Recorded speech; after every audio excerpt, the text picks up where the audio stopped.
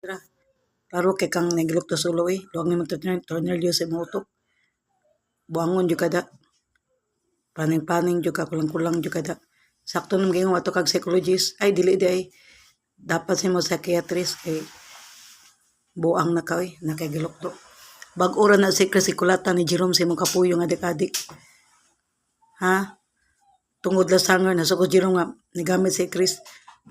Ha? Ang dunggan na kasapit na maibot sa kulatang Jerome kada kog lawas ana imong kuan, imong Jerome, imong kapuyo ha, imong banang adik-adik. Wala yung gana. Pero unsa mo gibuhat nagligligid ka, mura kag batang may buot. Lakilak pa ka nga dili niana pa kay Chris, ayo pa preso si Jerome.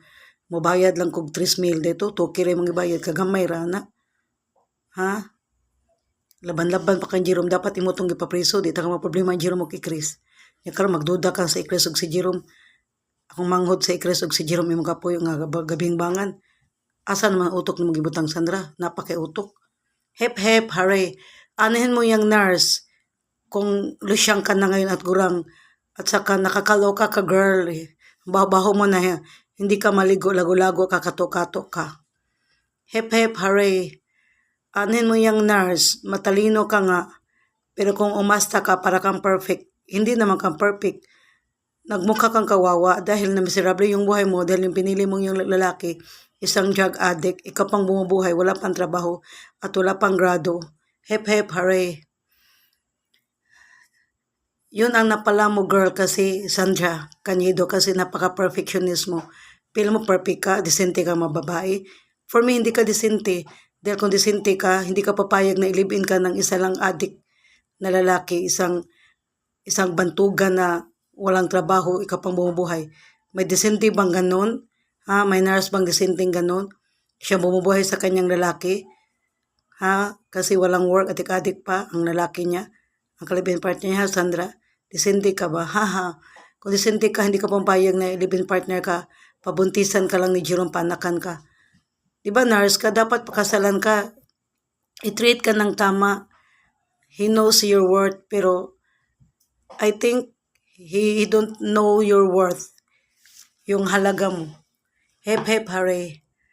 Nurse ka nga, pero mas okay pa ako sa iyo na standby na walang work. Kasi kapag lumakad ako yung mga damit ko, parang dalaga. Hindi ka tulad mo, Sandra Cañedo, nurse ka nga, hep hep hare. Pero isa kang, kapag lumakad ka at nasa bahay ka, para kang gurang at lusyang, kawawa ka naman. Hep hep hare. Nurse ka nga, pero naging lusyang ka na gurang. At saka, nabaho ka na dahil hindi ka mahilig maligo. Hep hep hare. Manalamin ka nga, may salamin ba sa inyo? Tingnan mo yung tsura mo. Si Jerome, yung kapuyo mo, yung kalibing partner mo na drug addict. Para mo ng anak yan kasi nagmukha ka ng lola, nanay sa kakalusyang mo. Hep hep hare. Nabuang ka na. Hindi na ako magtaka kasi kalahi nyo yan. May lahi kayo mga baliw, di ba? Yung pinsan ng papapanyong mo, di ba? Nabaliw yun. At saka yung pinsan mo na babae, nabaliw rin siya. Baka ikaw na yung pangatlo na mabaliw. Kasi kalahi nyo yan mga baliw, mga siraulo. Hep hep hare. Bago ka umuska kay Chris na isa siyang pukpok, correction please, kahit minsan hindi naging pukpok yung kapatid ko si Chris, maldita lang yan, mangtas lang yan, pero hindi siya naging pukpok. Nag-DH yan para mabuhay yung mga anak niya. Tapos ngayon naglabandera lang siya, 300 lang binigay ni JJ. Umiiyak pa nga sa akin kasi sabi niya, ang dami nila ate, si GM, si Gister, si Lance, si JJ pa, saka si Jansen, 5 sila. Imagine na 1 week yung labahan mo, tapos 5 member sa family mo. Ang dami na kaya ng nun, yung bang labahan, bulingon. Tapos minsan, pag walang pera si JJ, 300 lang ang ibigay. Tapos, di ba, naging labandera si Ikro sa inyo, Sandra Cañedo, at saka pinsan ko, Sandra Cañedo, at saka kaayin. O, paano siya naging pukpok? Porket may bisyo yung tao, pukpok na. Di ba? Sa mga drug addict yan, kapag drug addict kayo, ang tingin ni Sandra sa inyo, pukpok na kayo. Paano kayo? Drug addict lang, pukpok na? May ganun ba? Ano ba yan? Hindi pwede maging lang. Baka nagsuyop lang sila ng ng husband mo, ng kalibin partner mo na drug addict, di ba? Pero hindi sila nabingbangan. Hep hare, Cassandra Cañedo, bakit nasabi mo si Jerome at saka si Chris, kapatid ko at saka kalibin partner mo si Jerome na nagbingbangan sila? Bakit nasabi mo yun? Siguro nabuang ka na dahil you're so crazy woman. Naluwag ng tornilyo si mong utok dahil Cassandra Cañedo. Nakiglok to si mulo. Pasensya na kung na-real talk kita ha, dahil matagal na akong nagtimpi sa'yo, nagpugong sa'yo dahil ako pinagbintangan mo ako magiging killer ako someday, killer. Sa ganda ko ito, sa sexy ko ito, hindi ako magiging killer, baka ikaw pa magiging killer kasi nabalyo ka na. At saka patayin mo na kami lahat. Sabi mo pa si Sean, abnormal. Paano mo nasabi yung bata siya dati, tapos ginaz mo na siya, abnormal siya? Dahil yung mga niya, galawan niya, mga lihok niya dili normal. Tingnan mo yung anak mo, normal ba siya, di ba? Sabi mo HDHD, ano ba yung HDHD, di ba? I think sa tingin ko si May special child yan. Nakarma ka na, hep hare, Sandra Cañedo, nakarma ka na. Dahil nawayon kang siya nga abnormal, gipanawang Diyos sa Ginoo nimo, unsay feelings ka na kay anak nga special child. Semi special child, slight special child, di ba? Muna ka na, naway makang siya nga imong kinugos, nga imong pagmanggon nga abnormal.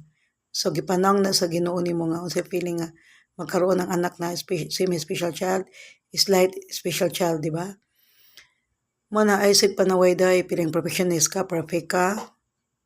Kaluod gud taon nimo. Lusyang ikagurang, nurse nga baho-baho, nurse nga lago, nurse nga lago-lago, nga gurang, lusyang, way kaligo, babaw, kato ka de, waki kaligo.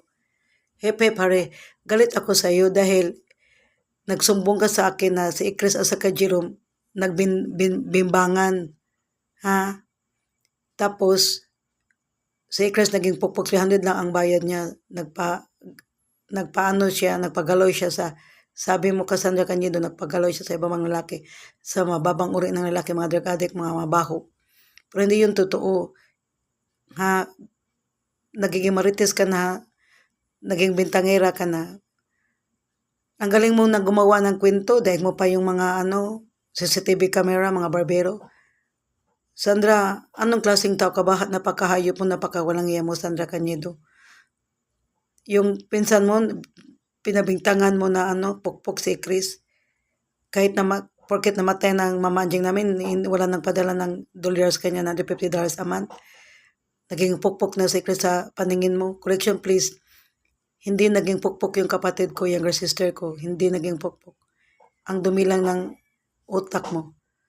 Kung sa inyong dalawa, syempre kakampi ako kay Chris, kay kapatid ko yan. Hindi talaga kita kampihan.